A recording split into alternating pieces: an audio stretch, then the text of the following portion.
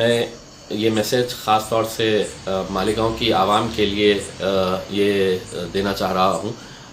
मालेगांव के अंदर पिछले कुछ दिनों से जो ख़बरें आ रही है वो बहुत अच्छी ख़बरें नहीं है कि वहाँ पर लगातार बहुत सारी मौतें वहाँ पर हुई है।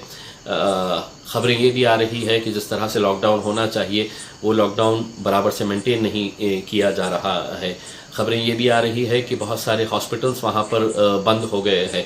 इस ताल्लुक़ से एमआईएम पार्टी के अध्यक्ष एमपी जनाब असदुद्दीन अवैसी साहब लगातार हर रोज़ वो मुझसे इस बारे में बात करते हैं कि मालेगांव के ताल्लुक़ से जो ख़बरें आ रही है वो अच्छा नहीं है और उसको मुझे फॉलो करने के लिए मैं लगातार हमारे एमएलए मुफ्ती साहब के साथ संपर्क में हूँ।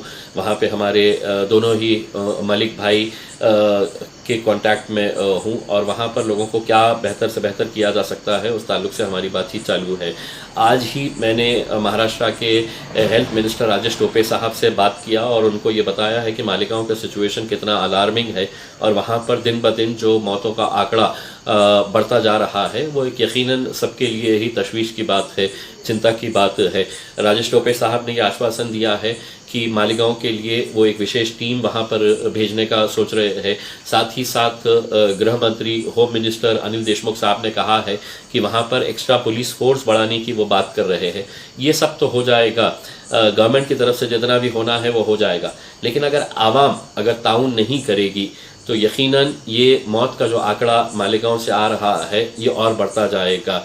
इसीलिए मैं आप लोगों से अदबन ये गुजारिश करना चाहूँगा कि कुछ दिनों के लिए आप लोग अपने घरों के अंदर बंद रहे।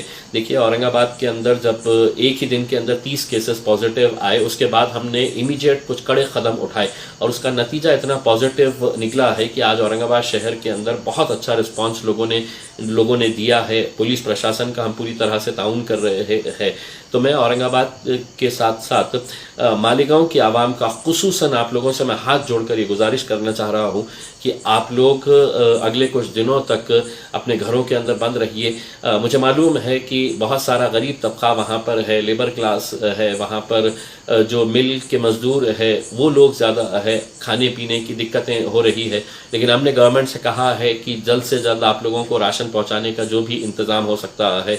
मैं मालेगांव के वो लोग जिनके पास ये इस्तात है, जिनके पास इतना पैसा है कि वो लोग गरीबों की मदद कर सकते हैं, मैं उनसे भी हाथ जोड़कर ये गुजारिश करना चाहूँगा कि ऐसे वक्त के अंदर आप लोग इन गरीब लोगों का साथ दीजिएगा, उनका सहारा बनिएगा, क्योंकि रमज़ान के महीने के अंदर मालूम है कि ये एक नेकी का महीना है और इसके अंदर आप लोग जितनी भी मदद कर सकेंगे।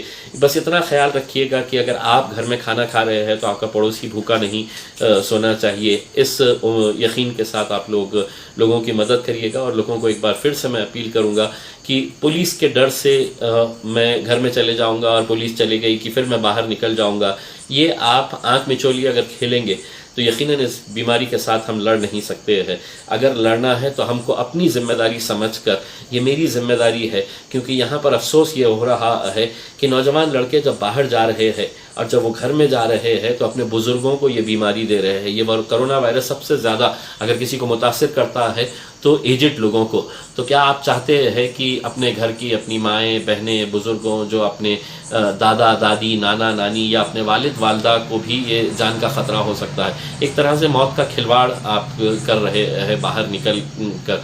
तो मैं बस आप लोगों से यही अपील करना चाहूँगा कि ख़ुद की जान बचाइए, अपने घर वालों की जान बचाइए, मालेगांव को सुरक्षित रखिएगा और पुलिस प्रशासन जो भी आप लोगों को ताकीद कर रही है उसका पालन करिएगा। मुझे मालूम है ये बहुत मुश्किल घड़ी से हम लोग गुजर रहे हैं, लेकिन इंशाल्लाह अगर आप लोगों का ताउन रहा तो हम यकीनन इस कोरोना वायरस को मात दे सकते हैं और ये जंग हम जीत सकते हैं। बहुत बहुत शुक्रिया।